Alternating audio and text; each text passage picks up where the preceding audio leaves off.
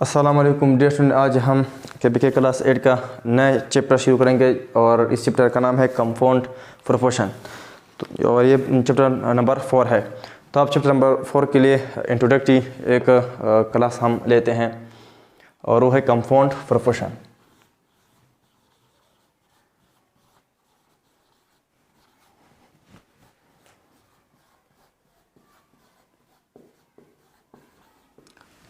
Class 7 में भी हमने प्रोपोर्शन पढ़ा था कि प्रोपोर्शन क्या है। प्रोपोर्शन से पहले हमने रेशियो पढ़ा था कि रेशियो क्या है। फिर जब दो रेशियो इक्वल होते हैं उसको हम कहते हैं प्रोपोर्शन। आज जो हम टॉपिक पढ़ेंगे वो क्या है, कंपाउंड प्रोपोर्शन है। अगर दो या दो से ज़्यादा प्रोपोर्शन हो, उनके बीच में रिलेशनशिप हो, तो उसको हम कहेंगे कंपाउंड प्रोपोर्शन।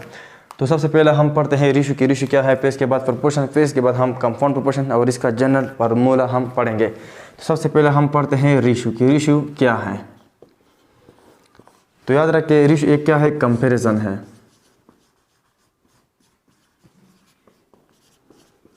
और कंपैरिजन हमेशा सेम थिंग में होती है, सेम क्वांटिटी में हो सकती है।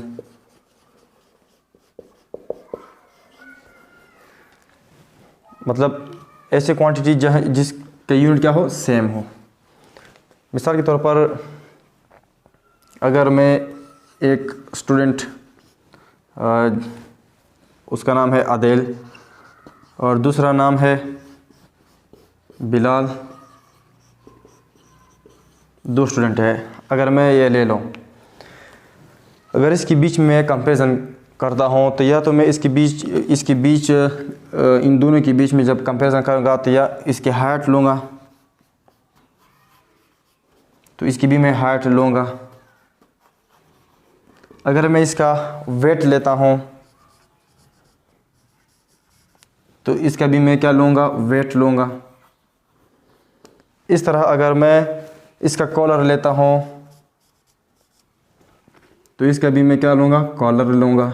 अगर इसकी मैं रूफी लेता हूँ या मैं इसका लेंथ लेता हूँ, ब्रेथ लेता हूँ, तो इसका भी मैं ब्रेथ लूँगा। अगर मैं वॉल्यूम लेता हूँ तो इसका भी मैं क्या लूँगा, वॉल्यूम लूँगा। तो हमेशा जो रेशियो है वो हमेशा सेम क्वांटिटी में होगा। मतलब इस तरह नहीं होगा कि मैं अगर आदिल का मैं हाइट ले लूँ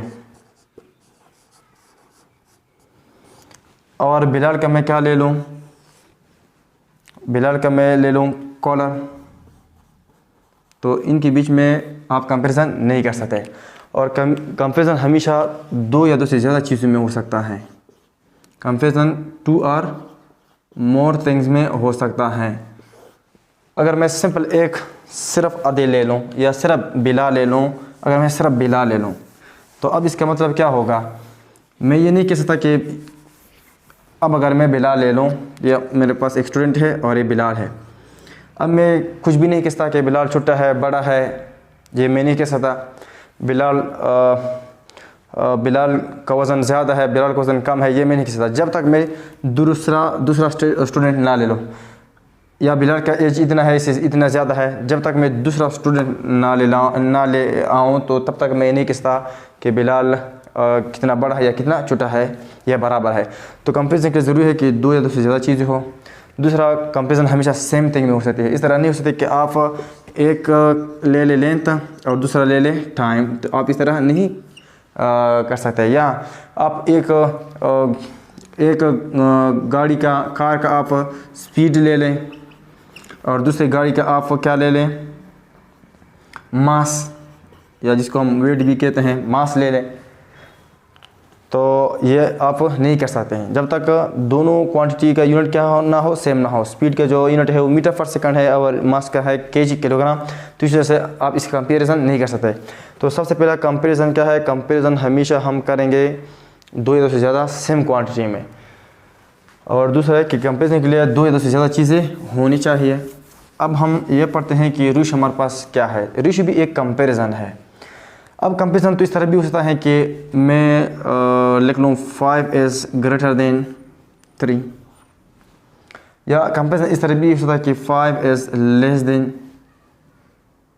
7, या कंपैरिजन इस तरह भी हो सकता है कि 5 इज़ इक्वल टू 2 + 3। ये भी एक कंपैरिजन है। ये भी एक कंपैरिजन क्या है, ये भी एक कंपैरिजन है। तो रेशियो एक कंपैरिजन है, लेकिन इस तरह कंपैरिजन नहीं है कि इसमें हम लेस, ग्रेटर या इक्वल या कोई और सिंबल लाएं। तो रेशियो का हम अब डिफिनेशन करते हैं कि रेशियो क्या है। The comparison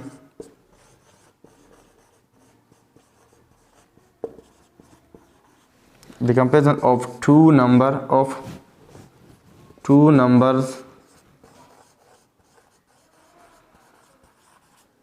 by division. दो नंबरों का अगर आप कंपैरिजन करें, लेकिन किस सिंबल से, डिवीज़न के सिंबल से, तो ऐसे कंपैरिजन को हम क्या कहते हैं, रेशियो कहते हैं। अब डिवीज़न के सिंबल हमने पढ़े हैं, 4 सिंबल है। मतलब एक डिवीज़न का सिंबल यह है कि अगर मैं लिख लूँ 5/3 या 15/3, तो ये डिवीज़न का सिंबल है। दूसरा डिवीज़न का सिंबल ये है, तो मैं इसको इस तरह भी लिख सकता हूँ 15/3। तीसरा सिंबल इस तरह है कि अगर मैं इसको इस तरह लिख लूँ 15/3। और चौथा एक सिंबल है और वो ये है कि अगर मैं इसको इस तरह लिख लूँ 15/3। तो ये 3 हमारे पास क्या है, ये 4 हमारे पास डिवीज़न का क्या है, एक सिंबल है। डिवीज़न का क्या है, एक सिंबल है ये, दूसरा ये सिंबल है, तीसरा इस तरह सिंबल है और चौथा इस तरह सिंबल है। तो यही जो रिप्रेजेंटेशन है, इस तरह रिप्रेजेंटेशन को हम क्या कहते हैं, रेशियो कहते हैं। कि जहाँ डिवीज़न के सिंबल हम इस्तेमाल करें, लेकिन वो सिंबल जिसको हम कोलन कहते हैं, इस सिंबल को हम क्या कहते हैं, कोलन। और कोलन से हम क्या रिप्रेजेंट कर सकते हैं, रेशियो या डिवीज़न। तो ये एक डिवीज़न है, लेकिन दो क्वांटिटी क्या है, एक कंपैरिजन है, लेकिन वो कंपैरिजन हमने किस सिंबल से की है, डिवीज़न सिंबल से की है। तो ऐसे कंपैरिजन को हम क्या कहते हैं, रेशियो कहते हैं। या बस सिंपल आप क्या है, comparison of two quantities which have same unit is called ratio. तो ये हमारे पास क्या है, एक रेशियो है। अब रेशियो के बारे में हम और पढ़ते हैं कि रेशियो क्या है, और इसको हम इस तरह रीड करेंगे 15:3, या इस तरह भी लिख सकते हैं हम 15:3, या हम इसको इस तरह भी पढ़ सकते हैं 15:3। जो अपने आसान है वो आप इस तरह लिख सकते हैं। अब हम ये पढ़ते हैं कि रेशियो का जो फर्स्ट क्वांटिटी है वो क्या है, सेकंड क्वांटिटी को हम क्या कहते हैं। अगर इस तरह हम लिख ले, यहाँ जब हमने लिखा है 15:3, तो अब 15 को हम क्या कहेंगे और 3 को हम क्या कहेंगे। तो 15 जो है इसको हम कहते हैं एंटेसीडेंट, और एंटेसीडेंट क्या है, the first quantity of the ratio is called antecedent, और इसको हम कहते हैं कंसेक्वेंट। कंसेक्वेंट क्या है, the second quantity of the ratio is called consequent. अब यही 5:3 अगर हम इस तरह लिख लें तो फिर क्या होगा, अगर यही रेशियो हम इस तरह लिखें 15, और रेशियो की जगह हम ये सिंबल भी डिवीज़न का सिंबल है जिसको हम लाइन सेगमेंट से रिप्रेजेंट करते हैं, तो डिवीज़न की जगह हम ये भी लिख सकते हैं और फिर लिखेंगे 3। अब ये जो 15 था यहाँ एंटेसीडेंट था, जब हमने फ्रैक्शन में लिखा तो अब इसको हम न्यूमरेटर कहेंगे और इसको हम कहेंगे डिनोमिनेटर।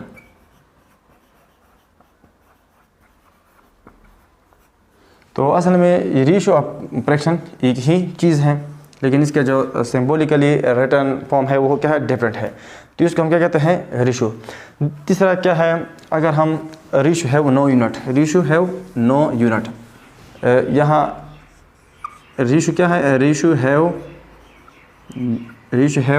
No unit.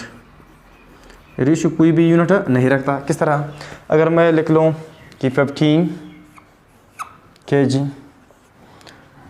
S2, या कंपेरिजन हम इसका करते हैं तो हम लिखेंगे रेशियो या S2 लिखेंगे। यहाँ हम लिखते हैं 10 kg, क्योंकि हम kg लिखेंगे, यहाँ भी हम kg लिखेंगे, क्योंकि यूनिट हमेशा रेशियो में सेम होंगे।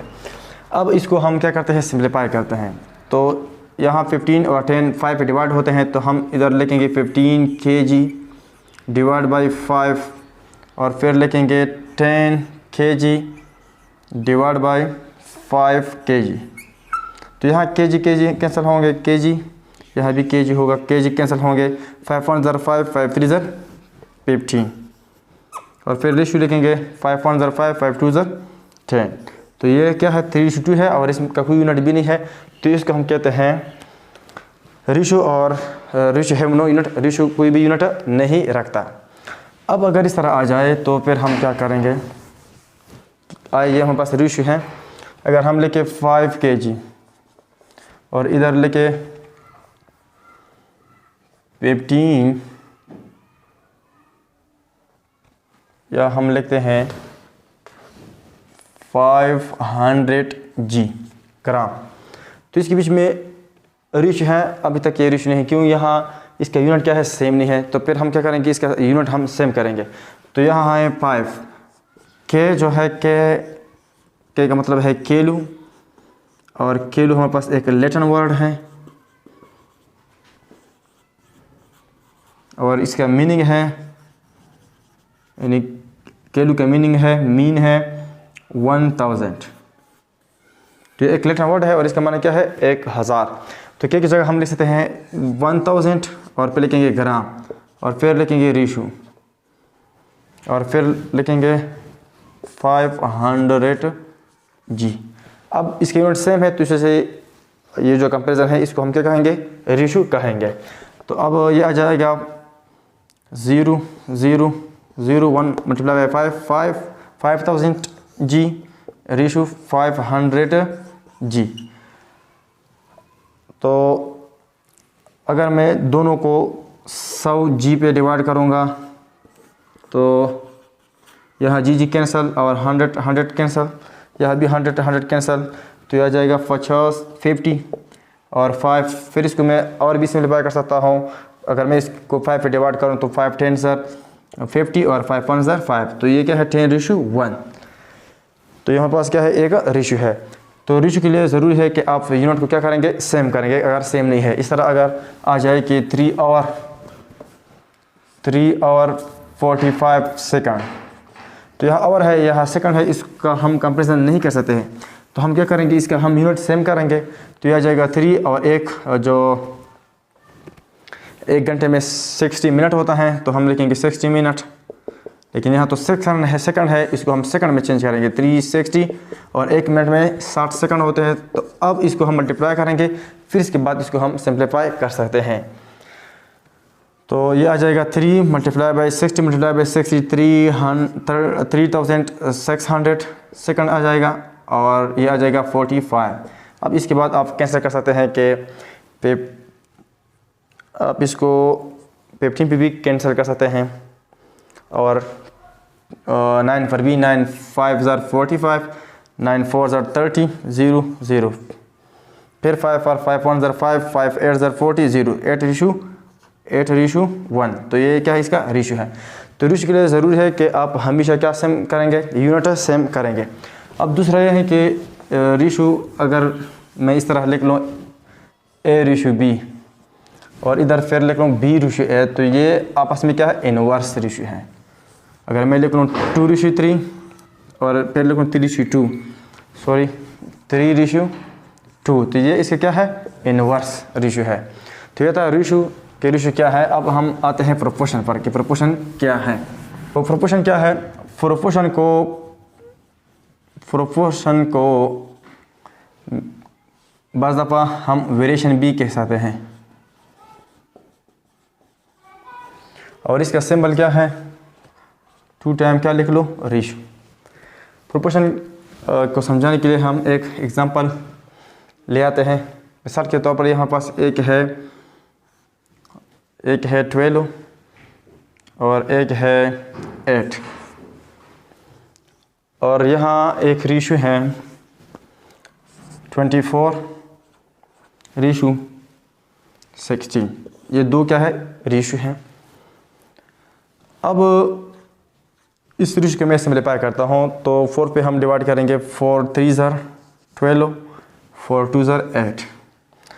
और इसको मैं डिवाइड करता हूँ 8 पे। 8 3 ज़र 24, 8 2 ज़र 16। तो अब अगर देखें ये रेशो इस रेशो की क्या है, बराबर हैं, तो ऐसे रेशो, ऐसे जब दो रेशो आपस में इक्वल होते हैं तो ऐसे रेशो को हम क्या कहते हैं, प्रोपोर्शन। तो इधर हम इसका डेफिनेशन इस तरह करेंगे, the comparison, the equality of to ratio, the equality of two ratio is called proportion। दो रेशियो के इक्वलिटी को हम क्या कहेंगे, प्रोपोर्शन। जिस तरह अगर हम लेके एक लेके 6:9 और दूसरा लेके 12:18, तो अब इसको हम सिम्प्लीफाई करते हैं। तो ये क्या है, 2 3 ज़र, अगर हम इसको 3 पे डिवाइड करें तो 3 2 ज़र 6, 3 3 ज़र 9।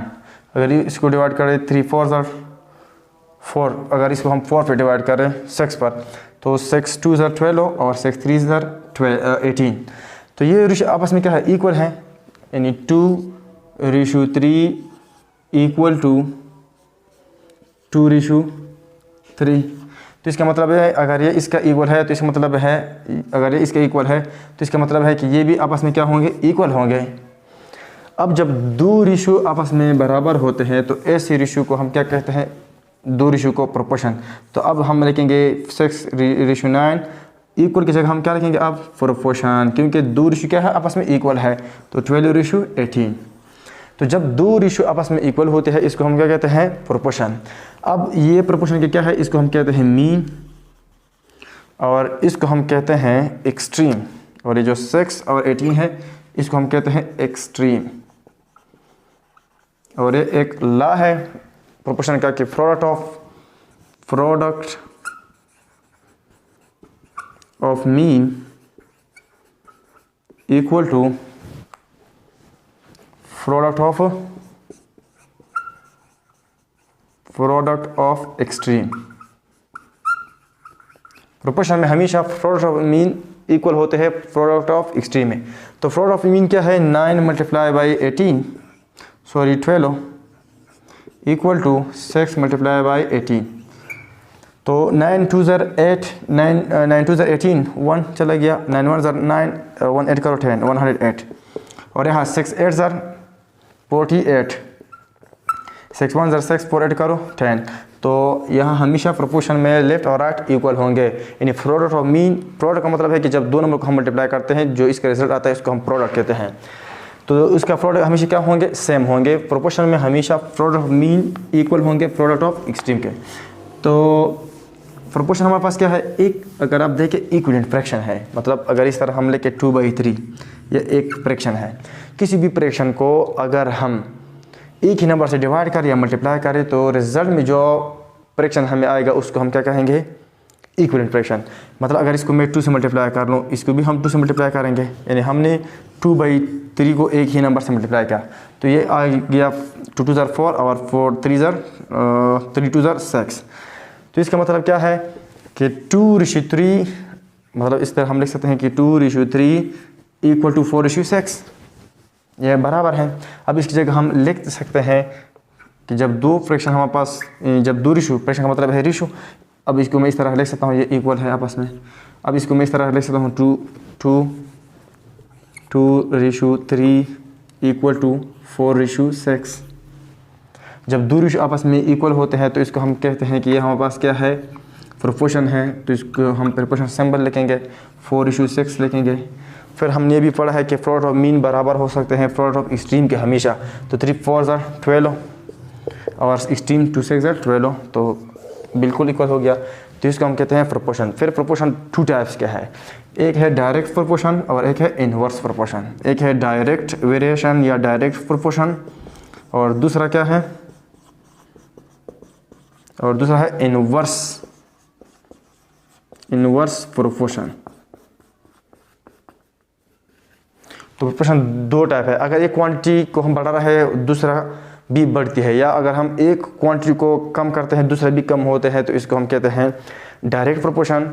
और इन्वर्स का मतलब यह है कि अगर एक बढ़ती है क्वांटिटी तो दूसरा कम होती है, या अगर एक कम होती है दूसरा बढ़ती है, तो ऐसे प्रोपोर्शन को हम कहते हैं कि हमारे पास क्या है, इन्वर्स प्रोपोर्शन है। तो अब हम पढ़ते हैं कंपाउंड प्रोपोर्शन की कंपाउंड प्रोपोर्शन क्या है। तो कंपाउंड प्रोपोर्शन क्या है, द रिलेशनशिप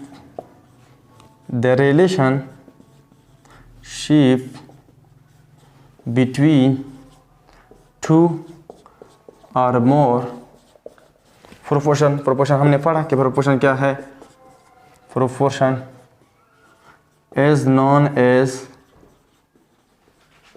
कंपाउंड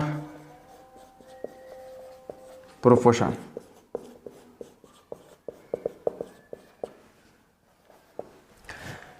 दो या दो से ज़्यादा जो प्रोपोर्शन का रिलेशनशिप हो तो ऐसे रिलेशनशिप को हम क्या कहेंगे, कंपाउंड प्रोपोर्शन।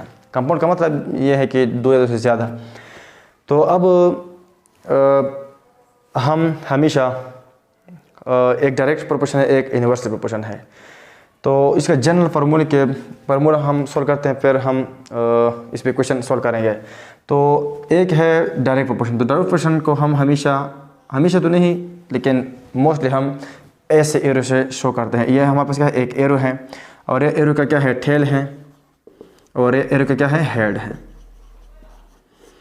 तो हमेशा तो नहीं, लेकिन मोस्टली टाइम इस तरह हम, अगर इस तरह दो क्वांटिटी हो तो इसका मतलब यह है कि डायरेक्ट है। अगर इस तरह ये एरो बिलो, इसका जो हेड है वो बिलो हो, नीचे की तरफ हो, तो फिर इसको हम कहेंगे कि आपस में क्या है, इन्वर्सली प्रोपोर्शन है। तो इसका जनरल फार्मूला क्या है कंपाउंड प्रोपोर्शन का, कंपाउंड से दो या दो से ज़्यादा होंगे, टू और मोर देन टू प्रोपोर्शन, दो या दो से ज़्यादा प्रोपोर्शन होंगे। तो अगर हमारे पास एक क्वांटिटी 1 है और दूसरा क्वांटिटी 2 है और तीसरा क्वांटिटी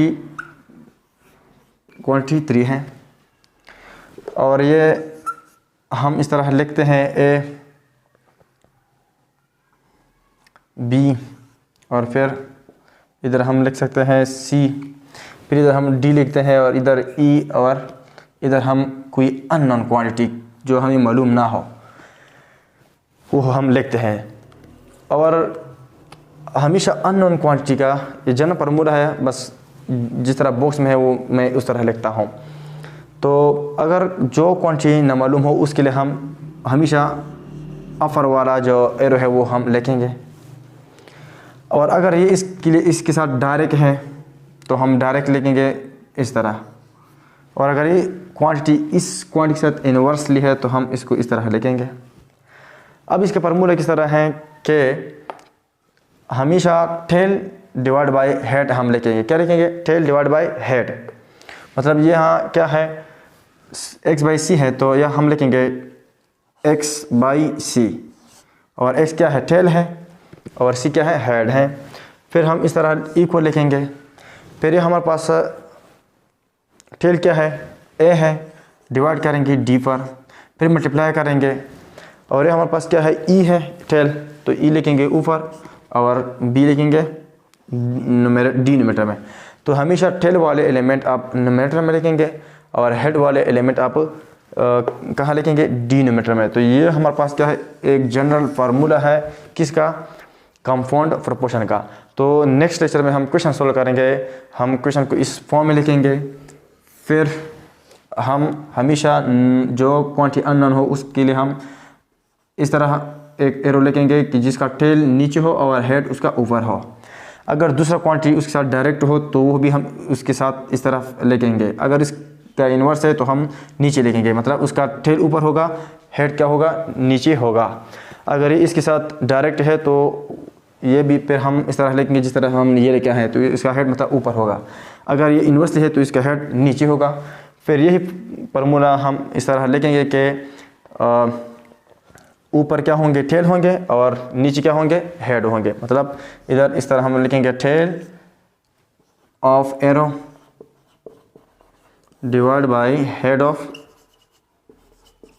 एरो, और इसके बाद फिर हम क्या करेंगे, सिंप्लीफाई करेंगे। तो यह था आज का लेक्चर चैप्टर नंबर 4.4 का, और जो इंट्रोडक्शन था कंपाउंड प्रोपोर्शन पर इंशाल्लाह नेक्स्ट लेक्चर में हम क्वेश्चन सॉल्व करेंगे।